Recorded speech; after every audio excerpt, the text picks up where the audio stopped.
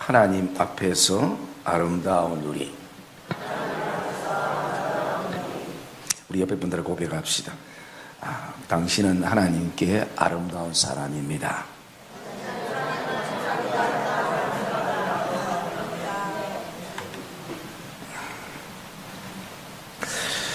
저와 여러분들의 삶이 분주하고 바쁘지만 때로는 아름다운 것을 아름답게 느낄 수 있다는 것은 굉장히 또 감사한 일이기도 합니다. 아마 일반적으로 우리가 자연 광경을 바라보면서 참 멋있다, 아름답다라고 생각했던 장소가 있을 것입니다. 그리고 그것이 너무 아름답기 때문에 우리가 때로는 사진을 찍어서 그것을 추억 속에 보관을 하기도 하는 것입니다. 여러분들이 이렇게 교회를 올라올 때 이래 보면 참 꽃이 많이 있죠. 오늘 이 강대상에도 보면 아주 예쁘게 꽃꽂이가 이렇게 되어 있는데요. 이 꽃을 이렇게 보면 아무리 마음이 삭막한 사람도 이 꽃을 보면 마음의 뭔가 편안함 속에서 그 아름다움을 느끼기도 합니다. 또 아주 감성적인 분들은 주일날만 오면 이 꽃이 아름답다고 이 꽃을 사진을 찍어서 자신의 푸샤에 올려놓기도 하기도 합니다. 그러면서 우리는 이 성찬식을 통해서 이런 질문을 해볼 수 있어야 되는 것입니다. 나는 사람에 대해서 아름다움을 느끼며 살아가고 있는가? 제가 말씀드리는 것은 어떤 외모적인 측면이 아닙니다. 그 사람 자체를 봤을 때 참 아름답다라고 느끼며 살아가는가?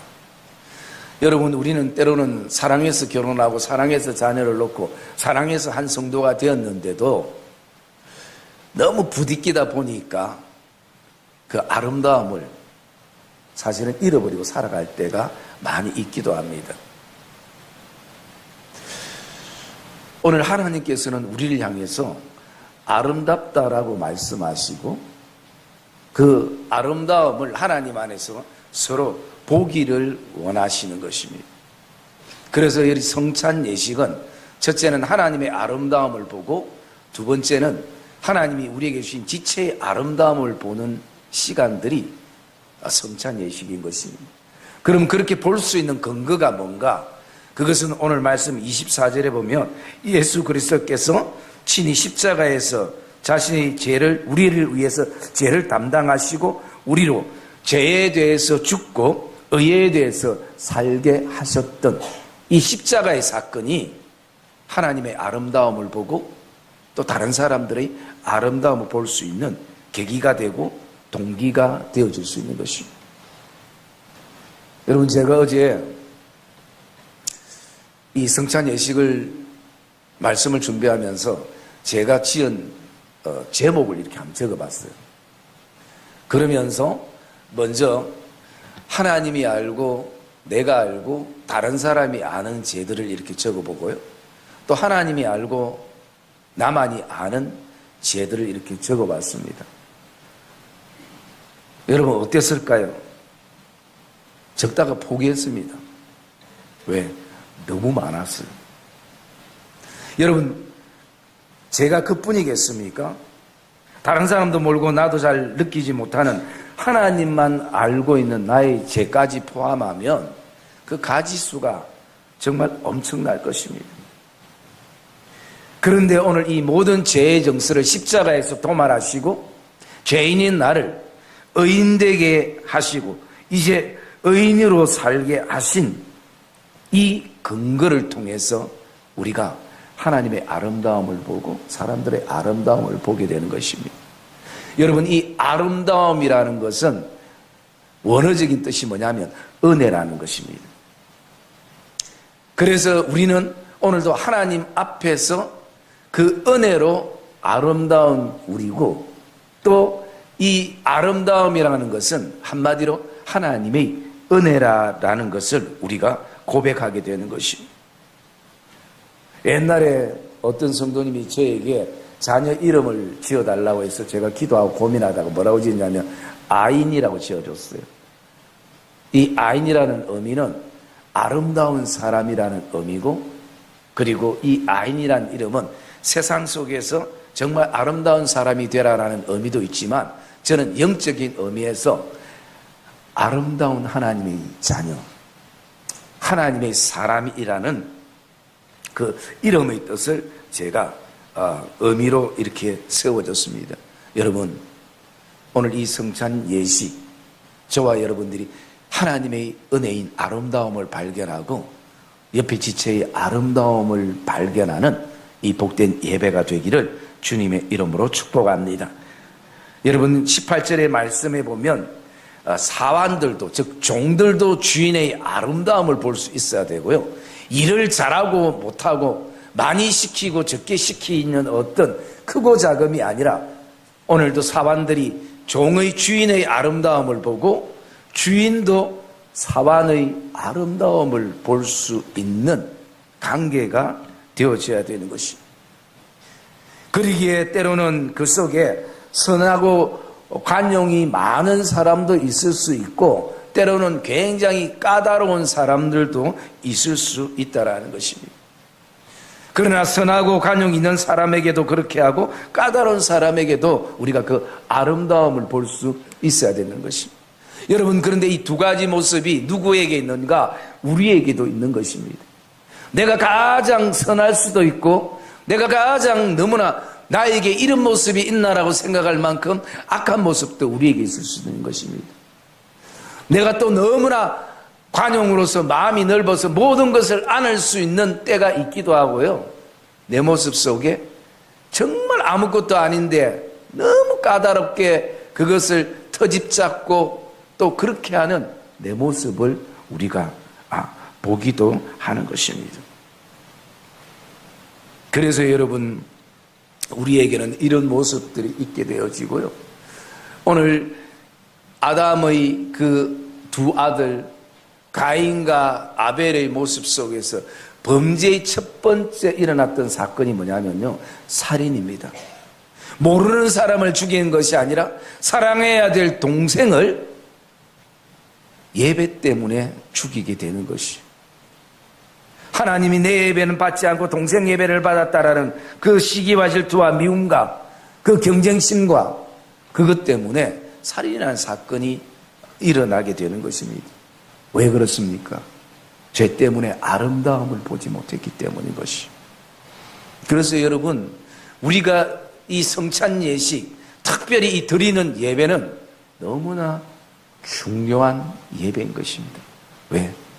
하나님의 아름다움을 보고 나의 아름다움을 보고 지체의 아름다움을 보는 기회가 되기 때문인 것이죠. 여러분, 예배는 기회인 것입니다. 우리가 잘 아는 시편 32편 6절 말씀 우리 같이 한번 읽어볼까요? 시편 32편 6절 말씀.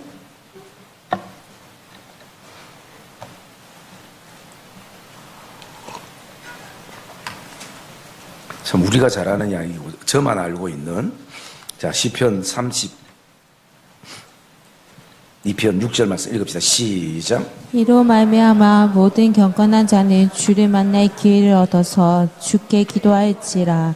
진실로 홍수가 범람할지라도 그에게 미치지 못하리이다. 예, 모든 경건한 자는 뭐라고요? 주를 만날 기회를 얻었다라는 것입니다. 여러분, 예배는 주를 만나는 기회를 얻는 것입니다. 주님이 어떤 분인지 더 깊이 우리가 경험하고 알아가는 것이에요. 단순하게 이 성찬 예식에 내가 제도적으로 떡을 먹을 수 있고 잔을 마실 수 있는 그런 자격이 있다라는 그것으로 당연함으로 넘어가는 것이 아니라 이 예배의 시간에 주님을 만날 수 있는 기회를 놓치지 않기를 주의 이름으로 축복합니다. 여러분, 우리가 예배자로 서는 것은 너무나 귀하고 중요한 것이에요. 제가 자주 드렸던 말씀처럼 우리가 하나님 앞에 예배자로 서게 되면요, 어떻게 되냐면 우리가 하나님 앞에는 우리가 무엇을 드립니까?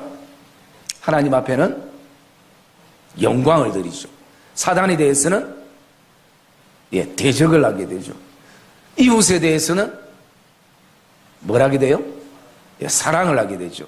세상에 대해서는 뭘 하게 돼요? 다스리게 되죠. 여러분, 이게 십자가입니다. 이게 우리의 신앙이에요. 그런데 예배에 실패하고 예배가 없는 삶, 예배 속에서 주님을 만나지 못하면 반대로 되는 것이 어떻게 됩니까? 영광 돌려야 될 하나님을 대적하고 대적해야 될 사단을 영광 돌리고 다스려야 될 세상을 사랑하게 되고 사랑해야 될 이웃을 자꾸 사람을 다스리려고 하는 것이. 그래서 여러분, 우리가 그 예배는 하나님을 만나고 그분의 은혜를 경험하고 그분의 아름다움을 우리가 경험 속에서 다른 지체에 대한 아름다움을 우리가 경험하게 되는 것이 이 성찬 예식인 것이에요. 그러면 하나님 앞에서 우리가 무엇이 아름다운가? 오늘 말씀을 통해서 우리가 몇 가지를 좀 묵상하려고 하는데요. 첫 번째 아름다움은 내가 하나님을 생각하는 것이 아름답다라는 것이. 우리 19절 말씀 한번 읽어볼까요? 19절 말씀 시작.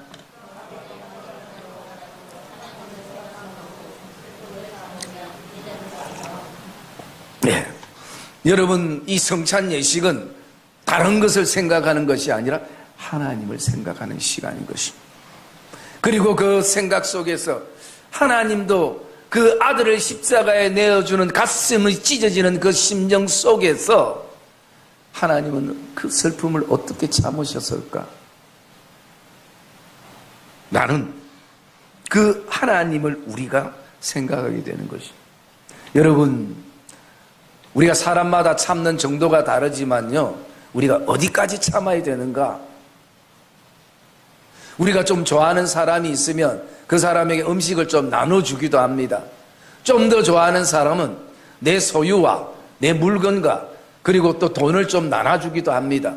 좀 더 좋아하는 사람은 그분이 아플 때에 자주 찾아가서 위로하고 격려하고 때로는 그분에게 장기가 필요하면 내가 큰 결단을 가지고 내 몸의 일부분을 내어주기도 합니다. 그런데 하나뿐인 생명에 대해서는 고민을 하게 되는 것이 쉽지 않은 것이.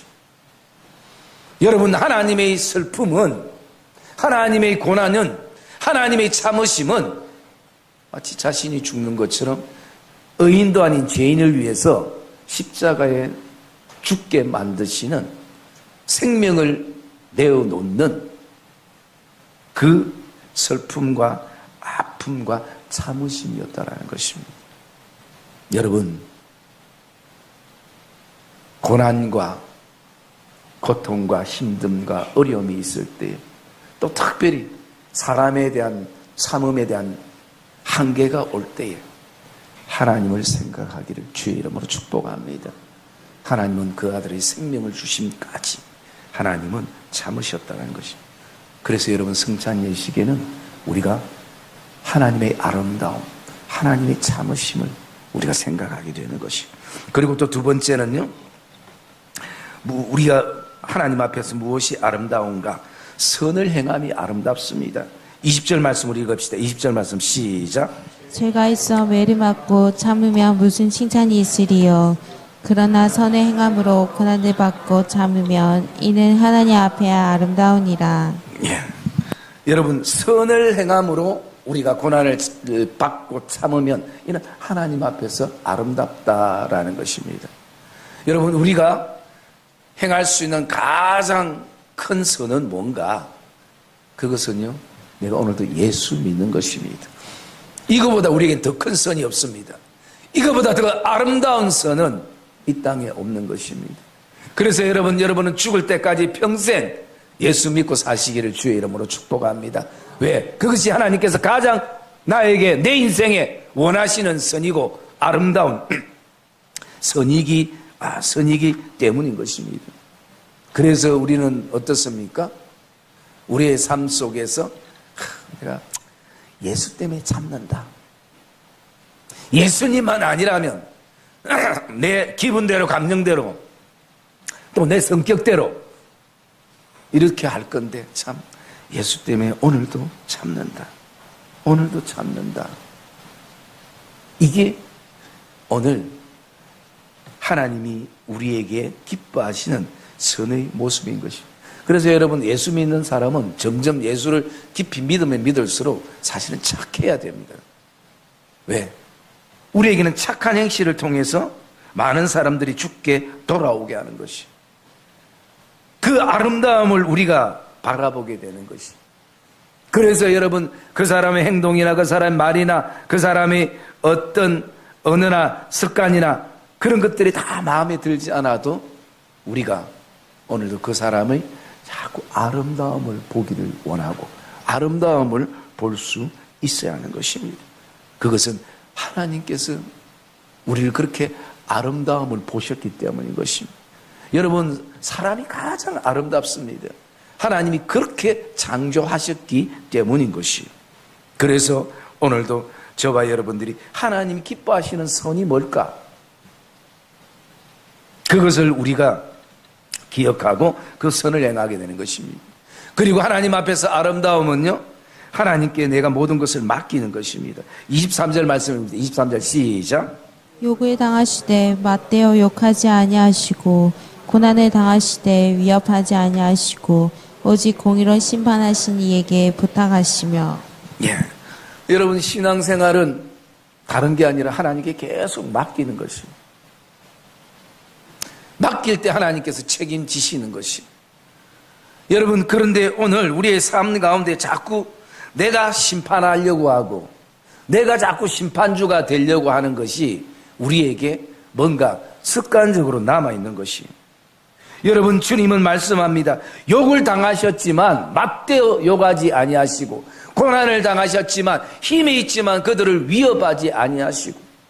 여러분, 십자가의 상에서 주님께서 진액을 뽑으시고 피와 눈물을 다 흘리실 때에 밑에서 있었던 사람들이 뭐라고 얘기합니까? 너가 하나님의 아들이면 내려와라. 그러면 우리가 믿을게. 여러분, 주님은 내려오실 권능이 있고 능력이 있고 힘이 있지만 주님은 어떻게 하셨다고요? 모든 것을 심판하시는 하나님께 부탁했다라는 것입니다. 하나님께 맡겼다라는 것입니다.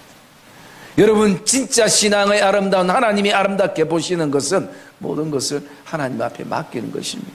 나의 좋은 것뿐만 아니라 내가 감당할 수 없는 것뿐만 아니라 오늘도 사람에 대한 부분들도 우리가 하나님 앞에 맡기시는 것. 왜?